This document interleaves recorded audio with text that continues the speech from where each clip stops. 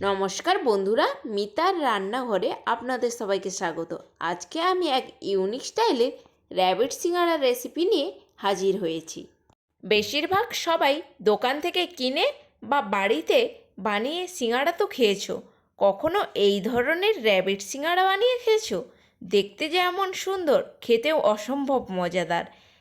আপনার বাড়িতে অতিথি এলেও এই ধরনের সিঙ্গাড়া বানিয়ে সার্ভ করতে পারেন। এমনকি ছোট থেকে বড় সবাই এই সিঙ্গাড়া দেখে এই সিঙ্গাড়ার প্রেমেই পড়ে যাবে। তাহলে চলো এবার সিঙ্গাড়ার রেসিপিটি দেখে ফেলা যাক। তার জন্য একটি পাত্রের মধ্যে আমি 1 বাটি ময়দা নিয়েছি। তার মধ্যে দিয়ে দিলাম 1/2 চামচ বেকিং সোডা, আর দিয়ে দিলাম 1/2 চামচ লবণ, 1/2 চামচ কালো জিরে, 3 চামচ রিফাইন অয়েল দিয়ে ভালো করে ময়দাটাকে মেখে নিতে হবে। ময়দাটা যদি হাতে মুঠো করলে এইভাবে ডলা পাকিয়ে যায়, তাহলে বুঝবেন ময়দাটা আপনার পারফেক্ট মাখা হয়ে গেছে। এবার অল্প অল্প জল দিয়ে একটা শক্ত ডো তৈরি করে নিতে হবে। বাড়িতে আপনারা রুটি বা পরোটার জন্য যেই ধরনের ডো তৈরি করেন তার থেকে একটু বেশি শক্ত ডো এখানে রেডি করে নিতে হবে। দেখে নিশ্চয়ই বুঝতে পারছেন ডোটা কতটা শক্ত আছে। এবার একটা ঢাকনা চাপা দিয়ে সাইডে রেখে দিলাম। এইদিকে এবার সিঙ্গাড়ার জন্য আলুর পুরটা রেডি করে নেব। তাই গ্যাসের ওপর একটা কড়াই বসিয়ে কড়াইয়ের মধ্যে কিছুটা পরিমাণ রিফাইন অয়েল গরম করে তার মধ্যে 1 মুঠো চিনেবাদাম দিয়ে 2 মিনিট নাড়াচাড়া করে বাদামগুলোকে ভেজে তুলে নিলাম। বাদামগুলো তোলা হয়ে গেলে ওই তেলের মধ্যে দিয়ে দিলাম 1/2 চামচ 5 ফোড়ন। 5 ফোড়নটা থেকে একটা সুন্দর গন্ধ বেরিয়ে এলে দিয়ে দিলাম 2 চামচ গ্রেট করা আদা, আর 3টে কাঁচা লঙ্কাকে কুচিয়ে রেখেছিলাম, সেটাও একই সাথে আদার সাথে দিয়ে দিলাম। আদা আর কাঁচা লঙ্কাটাকে 2 থেকে 3 মিনিট মতো নাড়াচাড়া করে ভেজে নিতে হবে। আদা আর কাঁচা লঙ্কাটা হালকা ভাজা হয়ে গেলে এর মধ্যে দিয়ে দিলাম 1/2 চামচ ধনে গুঁড়ো, আর দিয়ে দিচ্ছি 1/2 চামচ লঙ্কা গুঁড়ো। লঙ্কাটা আপনারা আপনাদের পরিমাণ মতো বুঝে ব্যবহার করবেন। আমি এখানে 3টে আলুকে সেদ্ধ করে রেখেছিলাম। আলুগুলোকে এইভাবে হাত দিয়ে ভেঙে নেব।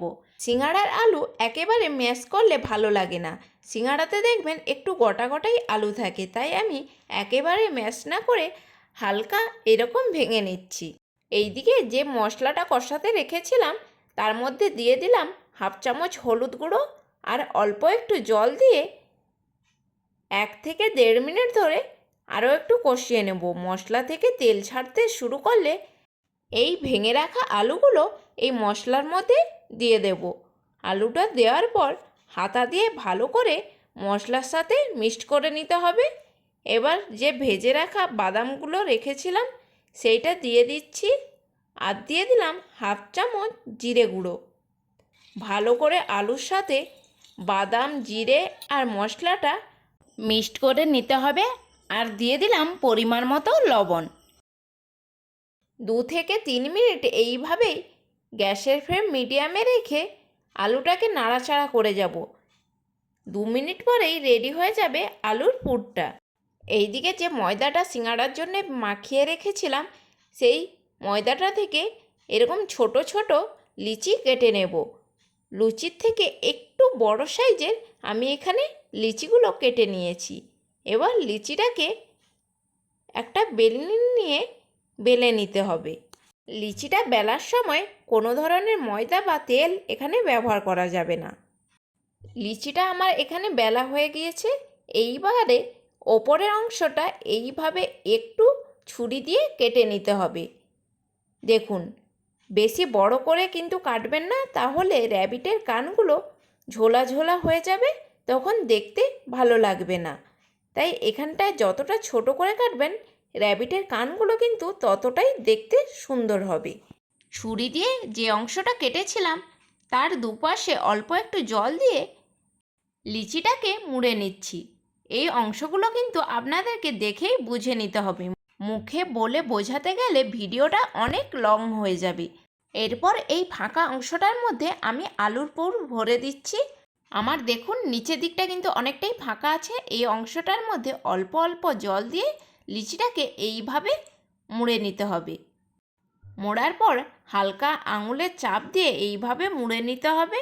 তারপরে দেখুন ঠিক এইভাবে ঘুরিয়ে নিতে হবে।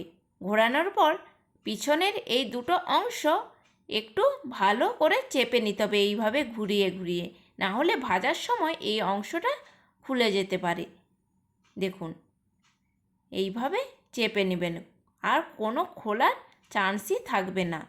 দেখুন এইবার আমার র্যাবিট সিঙ্গাড়া একদম রেডি হয়ে গিয়েছে।